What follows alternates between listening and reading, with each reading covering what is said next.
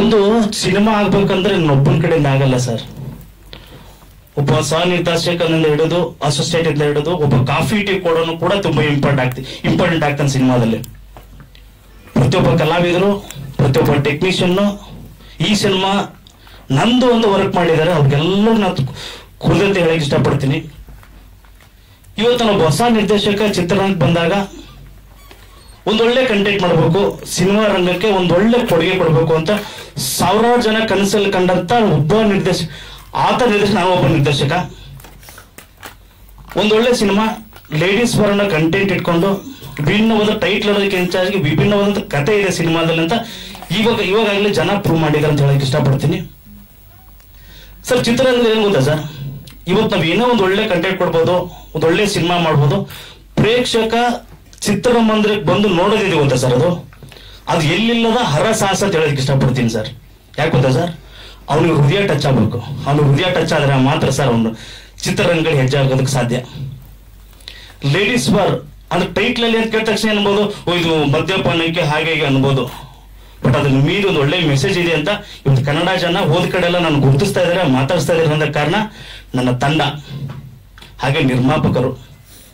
ಒಂದೊಳ್ಳೆ ಸಿನಿಮಾ ಆಗಿದೆ ಅನ್ನೋದಕ್ಕೆ ನಾನು ಒಬ್ಬನೇ ಕಾರಣ ಅಲ್ಲ, ಇಷ್ಟೆಲ್ಲ ಸೇರಿ ಒಂದೊಳ್ಳೆ ಸಿನಿಮಾ ಆಗಿದೆ. ಇವತ್ತು 25ನೇ ದಿನ ಸೆಲೆಬ್ರೇಷನ್ ಮಾಡ್ತಾ ಇದ್ದೀವಿ.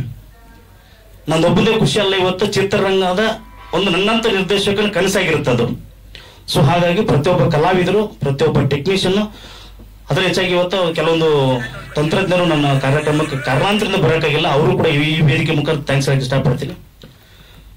ಸೊ ಹಾಗಾಗಿ ಈ ಗೆಲುವು ನಂದೊಬ್ಬಂದೇ ಅಲ್ಲ, ಟೀಮ್ ಗೆಲುವು ಅಂತ ಹೇಳಕ್ ಇಷ್ಟಪಡ್ತೀನಿ. ಇಷ್ಟು ಹೇಳ್ತಾ ನನ್ನ ಮಾತುಗಳು ಮುಗಿಸ್ತಿದ್ದೀನಿ. Thank you so much sir. ಹಾಗೆ ಇನ್ನೊಂದು ಹೆಚ್ಚಾಗಿ ಹೇಳಕ್ ಇಷ್ಟಪಡ್ತೀನಿ. ನಾವು ಇದ್ರ ಮೀರಿ ನಮ್ಮ ಪತ್ರಕರ್ತರು ಮಾಧ್ಯಮದ ಕೆಲಸ ಸರ್, ನನ್ನ ಕೆಲಸ ಎಳ್ಳಷ್ಟಾಗಿರ್ಬೋದು ಸರ್. ನಿಮ್ ವರ್ಕ್ ಸರ್, ನೀವು ಕೊಟ್ಟಿರೋ ಒಂದು ಪ್ರೋತ್ಸಾಹ, ಬೆಂಬಲ ಇವತ್ತು ಈ ಸ್ಟೇಜ್ ಮೇಲೆ ನಿಲ್ಲ ಕಾರಣ ಸರ್. ನಿಮ್ಮ ಪಾದ ವೃಂದಗಳು ಯಾವತ್ತೂ ನನ್ನ ಚಿರೋನಾಗಿತ್ತು sir. Thank you sir, thank you so much.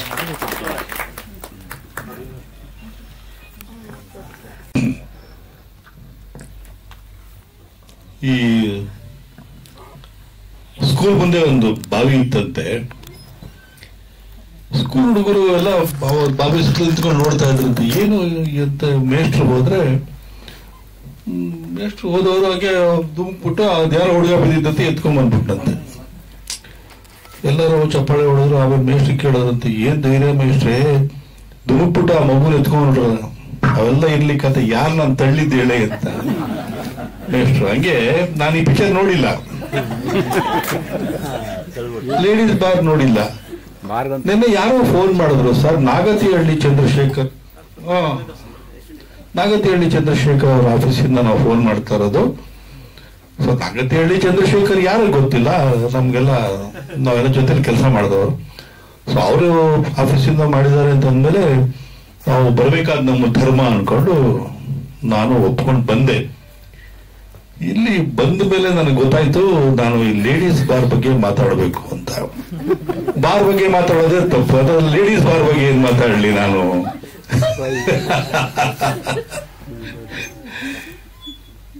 ನಾವು ಚಿತ್ರರಂಗಕ್ಕೆ ಬಂದು 48 ವರ್ಷ ಆಗ್ತಾ ಬಂತು. ಬಾಲ್ಯದಿಂದ ಯಾವುದು ಕನಸಿರ್ಲಿಲ್ಲ ಸಿನಿಮಾ ಆಕ್ಟರ್ ಆಗ್ಬೇಕು ಅಂತ ಇತ್ತು. ಡಿಗ್ರಿ ಆದ್ಮೇಲೆ 2 ವರ್ಷ ಡಿಪ್ಲೊಮಾ ಇನ್ ಫಿಲ್ಮ್ ಆಕ್ಟಿಂಗ್ ಓದ್ಕೊಂಡು ಬಂದಿದ್ದು ನಾವು. ಬಹಳ ಗಂಭೀರವಾಗಿ ಆವಾಗ ಚಿತ್ರ ಆಗ್ಲಿ, ನಾಟಕ ಆಗ್ಲಿ, ನಟನಟಿಯರು ತುಂಬಾ ಗಂಭೀರವಾಗಿ ತಗೋತಾ ಇದ್ರು. ಅದನ್ನ ಅಕಾರ, ಹಕಾರ, ಸಕಾರ, ಶಕಾರ ಇವೆಲ್ಲ ಬರದೇ ಹೋದ್ರೆ ಹೊಡೆಯೋರು ಅಂತ ಒಂದು ಕಾಲ ಇತ್ತು ಅವಾಗ. ಈಗ ಎಲ್ಲ ಬದಲಾಗಿದೆ. ನಾವು ಏನಾದ್ರೂ ನಮ್ಮ ಸ್ವಂತ ಮಕ್ಕಳಿಗೆ ಹೇಳಕ್ ಹೋದ್ರು, ನೀನು ಆ ಕಾಲದಲ್ಲಿ BSc ಮಾಡಿದೀಯ, ನಾನೀಗ BE ಮಾಡಿದೀನಿ ಅಂತಾನೆ ಅವನು. ಸೊ ಅಂತಹ ಕಾಲದಲ್ಲಿ ನಾವಿರುವಾಗ ಯಾರಿಗೆ ಏನ್ ಹೇಳೋದು? ಅವಾಗ ಯಾವಾಗಲೂ 3 ವಾರಕ್ಕೋ 4 ವಾರಕ್ಕೋ 5 ವಾರಕ್ಕೋ ಸಿನಿಮಾ, ಕನ್ನಡ ಸಿನಿಮಾ ಬರೋದು. ಏನು ಜನ ಕ್ಯೂ ನಿಂತ್ಕೊಂಡು ನೋಡಿ, ಹೊಡೆದಾಟ, ಲಾಠಿ ಚಾರ್ಜ್ ಎಲ್ಲ ಆಗೋದು. ಅಂತ ಒಂದು ಕ್ರೇಜ್ ಇತ್ತು. ವರ್ಷಕ್ಕೆ 15-20 ಸಿನಿಮಾಗಳು ಬರ್ತಾ ಇದ್ದಂತ ಕಾಲ. ಈಗ 250-300 ಬರ್ತಾ ಇದೆಯಂತೆ.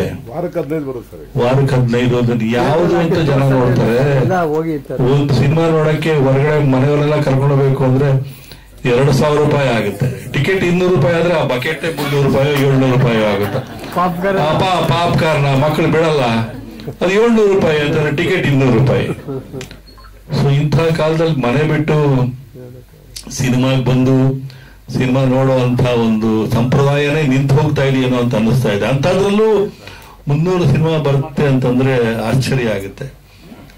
ಆವಾಗ ನಾವು ಸಿನಿಮಾ ಕಾರ್ಮಿಕರು ಒಕ್ಕೂಟ ಅಂತ ಇದ್ದಾಗ ಯಾವ ಸಿನಿಮಾ ನಡೀತಾ ಇದೆ, ಅಲ್ಲಿ ಎಷ್ಟು ಜನ ಇದ್ದಾರೆ, ಪ್ರೊಡಕ್ಷನ್ ಬಾಯ್ಸ್ ಎಷ್ಟು ಜನ ಇದ್ದಾರೆ, ಲೈಟ್ ಬಾಯ್ಸ್ ಎಷ್ಟು ಜನ ಇದ್ದಾರೆ, ಎಲ್ಲ ನಮಗೆ ಮಾಹಿತಿ ಬರೋದು.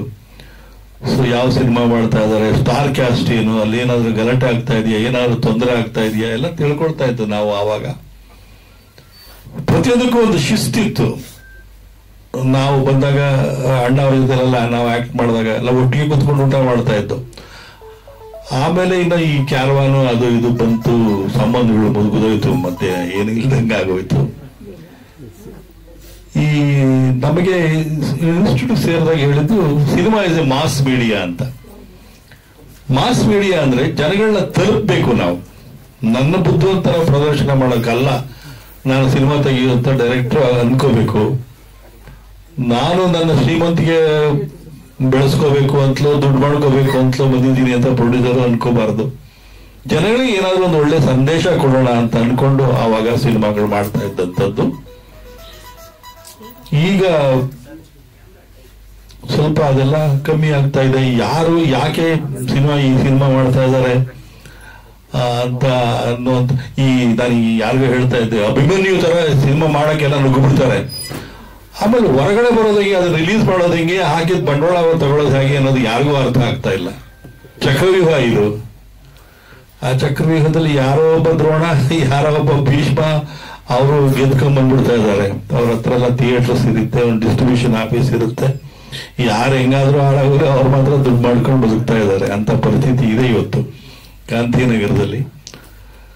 ಅಂಥದ್ರಲ್ಲಿ ಧೈರ್ಯ ಮಾಡಿ ಸಿನಿಮಾ ಮಾಡಿದೀರಿ. ಲೇಡೀಸ್ ಬಾರ್ ನಮ್ಮಲ್ಲಿ 100ನೇ ದಿನ ಅಂತ ಆದಾಗ ನಮ್ಮನ್ನೆಲ್ಲ ಕರೆದು ಒಂದು ಬೆಳ್ಳಿ ಲೋಟ ಕೊಡೋರು, ಎಲ್ಲರಿಗೂ ಕೊಡೋರು, ಅದ್ರಲ್ಲಿ ಕೆಲಸ ಮಾಡಿದಂಥವ್ರಿಗೂ ಕೊಡೋರು, ಪತ್ರಿಕೆಯವ್ರಿಗೂ ಕೊಡೋರು, ಎಲ್ಲರಿಗೂ ಕೊಡೋರು.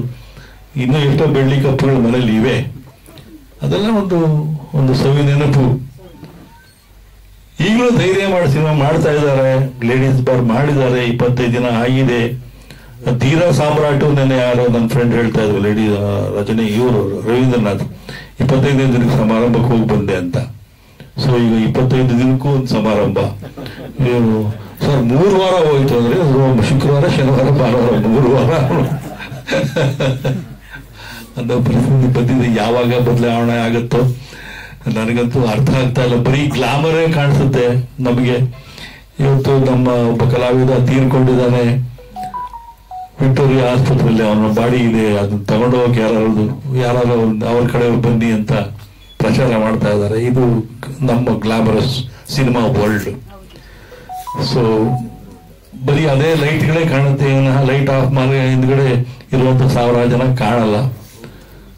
ಸೊ ಈ ಸಮಯದಲ್ಲಿ ಗಂಭೀರವಾಗಿ ವಾಣಿಜ್ಯ ಮಂಡಳಿ, ನಿರ್ಮಾಪಕರ ಸಂಘ, ನಿರ್ದೇಶಕರ ಸಂಘ, ಕಲಾವಿದರ ಸಂಘ ಎಲ್ಲ ಕೂತ್ಕೊಂಡು ಚರ್ಚೆ ಮಾಡಿ, ಅನ್ನದಾತರು ಬದುಕೊಂಡ್ರೆ ತಾನೇ ನಾವೆಲ್ಲ ಬದುಕೊಳ್ಳೋದು. ಇವತ್ತು ಬರೋ ನಿರ್ಮಾಪಕರನ್ನ ಬದುಕಿಸುವಂತ ಒಂದು ವ್ಯವಸ್ಥೆ ನಾವೆಲ್ಲ ಸೇರಿ ಮಾಡಬೇಕಾಗಿದೆ ಅನ್ನೋದನ್ನ ಯೋಚನೆ ಮಾಡಿ, ಅವರು ಹಣ ಎಷ್ಟು ಕಷ್ಟಪಟ್ಟು ತಂದಿರ್ತಾರೋ ಈಗಿನ ಕಾಲದಲ್ಲಿ ಅವರ ಹಣ ವಾಪಸ್ ಬರೋ ತರ ಮಾಡುವಂತ ವ್ಯವಸ್ಥೆ ನಮ್ಮ ಪ್ರತಿಯೊಬ್ಬರಲ್ಲೂ ಇರುತ್ತೆ. ಆ ಕರ್ತವ್ಯ, ಜವಾಬ್ದಾರಿ. ಒಬ್ಬ ಸೆಟ್ ಬಾಯಿ ಕೂಡ ಹೀರೋಯಿನ್ಗೆ ಹೂವ ತರದೆ ಹೋದ್ರೆ ಶೂಟಿಂಗ್ ಲೇಟ್ ಆಗುತ್ತೆ ಒಂದು 10 ನಿಮಿಷ ಅಂತಂದಾಗ ಅದು ಒಂದು ವೇಸ್ಟೇ. ಈ ತರದ ಪರಿಸ್ಥಿತಿಯನ್ನ ನಾವೆಲ್ಲ ಅರ್ಥ ಮಾಡ್ಕೋಬೇಕಾಗಿದೆ. ನನಗೆ ನೆನಪಿದ್ದ ಹಾಗೆ ನಮ್ಮ ಒಬ್ಬ ಅಮ್ಮ ಬಂದು, ನಾನೊಂದು ಕಾದಂಬರಿ ಬರೆದಿದ್ದೀನಿ ಸರ್, ಅದ್ರ ಸಿನಿಮಾ ಮಾಡಬೇಕು, ಬಾಲಶಿವ. ನಾನು ಹೇಳಿದೆ, ಅಮ್ಮ ಈ ಈ ಕಾದಂಬರಿ ಸಿನಿಮಾ ಮಾಡಬೇಕಾದ್ರೆ ಕೋಟ್ಯಾಂತರ ರೂಪಾಯಿ ಬೇಕು, ಮಾಡೋದು ಬೇಡ. ನೀವು ಯಾವುದೋ ಒಂದು ಸಣ್ಣ ಮನೆಯಲ್ಲಿ ಇದ್ದೀರಿ, ಸ್ವಂತ ಮನೆ ಅಂತ ಹೇಳ್ತಾ ಇದ್ದೀರಿ, ನಿಮ್ಮ ಯಜಮಾನರದ್ದು ಪೆನ್ಷನ್ ಬರ್ತಾ ಇದೆ, ಸುಮ್ಮನೆ ಜೀವನ ಮಾಡ್ಕೊಂಡಿರಿ, ಸಿನಿಮಾ ಇಂಡಸ್ಟ್ರಿಗೆ ಬರಬೇಡಿ ಅಮ್ಮ ಅಂತ ನಾನು ಹೇಳಿ ಕಳಿಸ್ದೆ. ನಾನು ಹೇಳಿ ಕಳಿಸಿದ್ದು 3 ಗಂಟೆಯಲ್ಲಿ ನನಗೆ ಫೋನ್ ಬಂತು, ಏನ್ ಸ್ವಾಮಿ ಮನೆ ಬಾಗಿಲಿಗೆ ಅನ್ನ ಬಂದಾಗ ಕಾಲಲ್ಲಿ ಒದಿತಾ ಇದ್ದೀರಿ ನೀವು ಅಂತ. ಯಾರೋ ನಮ್ಮ ನಿರ್ದೇಶಕರೇ ಫೋನ್ ಮಾಡಿದ್ರು. ಅಲ್ಲ, ಇಂಥ ಪರಿಸ್ಥಿತಿ ಇರುವಾಗ ನಾವ್ ಏನ್ ಮಾಡಕ್ಕಾಗತ್ತೆ ಪಾಪ. ಆಮೇಲೆ ಮನೆ ಮಾರ್ಕೊಂಡ್ರು. ಬಿಡಿ. ಈ ತರದ ಕಥೆಗಳು ಎಷ್ಟೋ ಇದೆ. ಅದನ್ನ ಬದಲಾವಣೆ ಮಾಡುವಂತ ಮಹಾನುಭಾವರು ಯಾರಿದ್ದಾರೆ, ಅವರು ಮುಂದೆ ಬಂದು ಈ ಕೆಲಸಗಳು ಮಾಡಬೇಕು. ಕನ್ನಡ ಚಿತ್ರರಂಗ ಮತ್ತೆ ಆ ಸುವರ್ಣ ಯುಗವನ್ನು ಕಾಣಬೇಕು ಅನ್ನೋ ಆಸೆ ನನಗಿದೆ. ಮತ್ತೆ ಒಬ್ಬ ಬಂಗಾರದ ಮನುಷ್ಯ, ಗೆಜ್ಜೆ ಪೂಜೆ, ಶರಪಂಜರ ಅವೆಲ್ಲ ಬರಬೇಕು, ಸಿನಿಮಾಗಳು ಬರಬೇಕು, ನಾವು ಹೆಸರು ಮಾಡಬೇಕು ಅನ್ನೋ ಆಸೆ ಇದೆ. ಅದೆಲ್ಲ ನೆರವೇರಲಿ. ಇವತ್ತು ಒಂದು ಒಳ್ಳೆ ಕೆಲಸಕ್ಕೆ ನಾವೆಲ್ಲ ಸೇರಿದೀವಿ. ಇಲ್ಲಿ ಬಂದಾಗ ನೀವೆಲ್ಲ ತೋರಿಸಿದ ಪ್ರೀತಿ, ಎಲ್ಲರೂ ಬಂದು ಫೋಟೋ ತಕ್ಕೊಂಡಿದ್ದು, ಒಪ್ಕೊಂಡಿದ್ದು, ನಮ್ಮ ನಾಗೇಶ್ ಕುಮಾರ್, ಹರೀಶ್ ಇವರೆಲ್ಲ ನಮ್ಮ ಗಣೇಶನ್ ಸಿನಿಮಾ ಮಾಡಕ್ ಹೊರಟಿದ್ದಾರೆ. ಈಗ ಅವ್ರು ಒಳ್ಳೇದಾಗ್ಬೇಕು. ಗಂಗೆ ಗೌರಿಗೆ ಮಾಡಿ ಸಂತೋಷ. ಈ ಪಿಕ್ಚರ್ ಇನ್ನೂ ನಿಮಗೆ OTT ಒಳ್ಳೆ ಬೆಲೆ ಬರಲಿ, ಇನ್ನೊಂದು ಸಿನಿಮಾ ಮಾಡೋ ಅಷ್ಟು ಶಕ್ತಿ ನಿಮಗೆ ಸಿಕ್ಲಿ ಅಂತ ಹಾರೈಸ್ತೀನಿ. ಒಳ್ಳೇದಾಗ್ಲಿ. ನಮಸ್ಕಾರ. ಎಲ್ಲ ಗಣ್ಯರಿಗೂ, ಮಾಧ್ಯಮ ಮಿತ್ರರಿಗೂ ಹಾಗೂ ನಮ್ಮ ಮನವಿಗೆ ಹೋಗೊಟ್ಟು ಬಂದಂತ ಮುಖ್ಯ ಅತಿಥಿಗಳಾದ ಅಶೋಕ್ ಸರ್ ಅವರಿಗೂ ನಮಸ್ಕಾರಗಳನ್ನು ತಿಳಿಸ್ತೇನೆ. ಇವಾಗ ತಾನೇ ಅಶೋಕ್ ಸರ್ ಹೇಳಿದ್ರು, ಅಂದಿನ ಸ್ಥಿತಿಗತಿ ಇಂದಿನ ಸ್ಥಿತಿಗತಿ ಸಿನಿಮಾ ರಂಗ ಬಹಳ ಅದ್ಭುತವಾಗಿ ವಿಶ್ಲೇಷಣೆ ಮಾಡಿದ್ರು.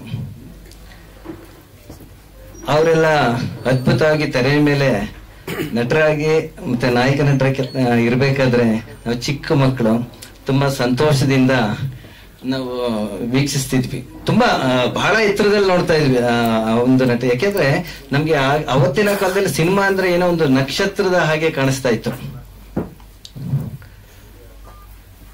ನನಗೆ ಈ ಸಿನಿಮಾ ಸಂಪರ್ಕ ಬಂದಾಗ ನಾನು ಯಾವ್ದಾದ್ರು ಒಂದು ಸಿನಿಮಾ ಮಾಡಬೇಕು ಅಂದ್ರೆ ಅದು ಒಂದು ಸಂದೇಶ ಹೊತ್ತ ಸಿನಿಮಾ ಆಗಿರ್ಬೇಕು ಅಂತ ಆಸೆ ಪಟ್ಟಿದ್ದೆ.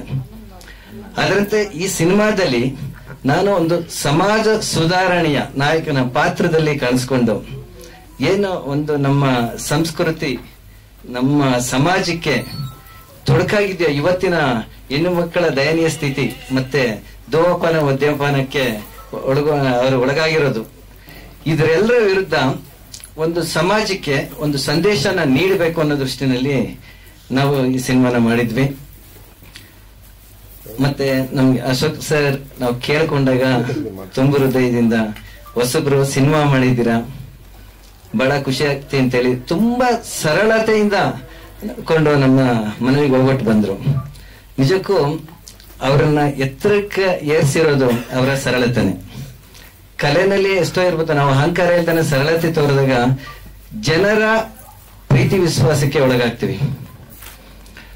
ಹಾಗೆ ಈ ಸಿನಿಮಾ ನಾನು ಇಷ್ಟು ದಿನ ಥಿಯೇಟರ್ ಇರುತ್ತೆ ಅನ್ಕೊಂಡಿರಲ್ಲ, ಬಟ್ ಸಂದೇಶ ಇರುವಂತ ಚಲನಚಿತ್ರ ಆದ್ರಿಂದ ಯಾವ ರೀತಿ ಆಗುತ್ತೋ 1 ವೀಕ್ ರನ್ ಆಗ್ಬೋದೇನೋ ಅಂತ ಅಂತಿದ್ವಿ. ಜನ ಹೇಗ್ ತಗೊಳ್ತಾರೆ ಭಯ ಇತ್ತು. ಯಾಕೆಂದ್ರೆ ಈ ಸಿನಿಮಾದಲ್ಲಿ ಇವತ್ತಿನ ಟ್ರೆಂಡ್ ಏನಿದೆ ಅದನ್ನ ಒಳಗೂಡಿಸ್ಕೊಂಡು ಸಂದೇಶನ ಕೊಡೋದು ಅಂದ್ರೆ ಬಹಳ ಕ್ಲಿಷ್ಟಕರ ಅಂತ ಸನ್ನಿವೇಶದಲ್ಲಿ ಈ ಸಿನಿಮಾನ ತೆರೆಗೆ ತಂದ್ವಿ.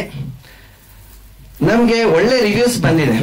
ವೀಕ್ಷಣೆ ಮಾಡಿದಂತ ಆಡಿಯನ್ಸ್ಗಳು, ಎಲ್ಲಾ ವೀಕ್ಷಕರು ನಮ್ಗೆ ತುಂಬಾ ಚೆನ್ನಾಗಿದೆ, ಒಂದು ಸಂದೇಶ ಇದೆ ಈ ಮೂವಿನಲ್ಲಿ ಅನ್ನೋದನ್ನ ತೋರಿಸ್ಕೊಟ್ಟಿದ್ದಾರೆ. ನಿರ್ದೇಶನ ಆಗ್ಲಿ, ಡೈರೆಕ್ಟ್ ಮತ್ತೆ ಮ್ಯೂಸಿಕ್ ಆಗ್ಲಿ ಎಲ್ಲ ತುಂಬಾ ಚೆನ್ನಾಗಿ ಬಂದಿದೆ.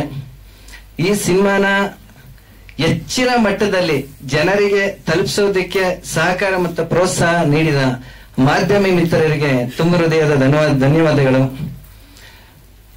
ಈ ಸಿನಿಮಾ ಇನ್ನೂ ಮುಂದೆ ಹೋಗುತ್ತೋ ಇಲ್ಲೋ ಗೊತ್ತಿಲ್ಲ. ಜನ ಹೇಗ್ ಸ್ವೀಕಾರ ಮಾಡ್ತಾರೆ ಅದ್ರ ಮೇಲೆ ನಿಂತ್ಕೊಳ್ಳುತ್ತೆ. ನಮ್ಮದೊಂದೇ ಸಿನಿಮಾ ಅಲ್ಲ, ಕನ್ನಡ ಚಿತ್ರರಂಗದಲ್ಲಿ ಚೆನ್ನಾಗಿ ಮೂಡಿ ಬಂದಿರುವಂತ ಪ್ರತಿಯೊಂದು ಸಿನಿಮಾನು ಕನ್ನಡ ಜನತೆನೇ ಗೆಲ್ಲಿಸಬೇಕಾಗಿದೆ.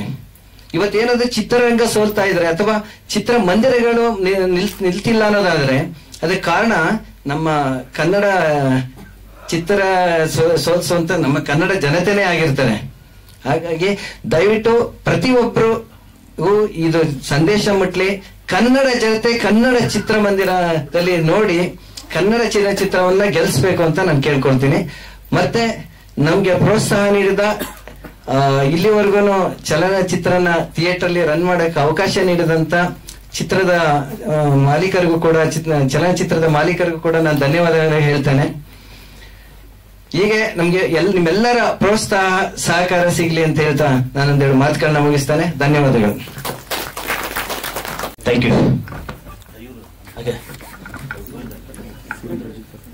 ಬನ್ನಿ ಸರ್, ವೇಂದ್ರ ಸರ್ ಮೇಲ್ಗಡೆ ಬನ್ನಿ.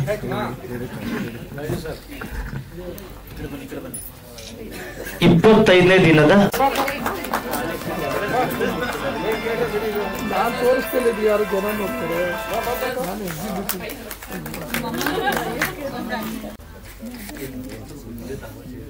ಆಯ್ತಾ? ಫೋಟೋ ಕರೆಕ್ಟ್ ಬರ್ಬೇಕು. 28 ದಿವಸ ರನ್ ಆಗ್ತಾ ಇದೆ.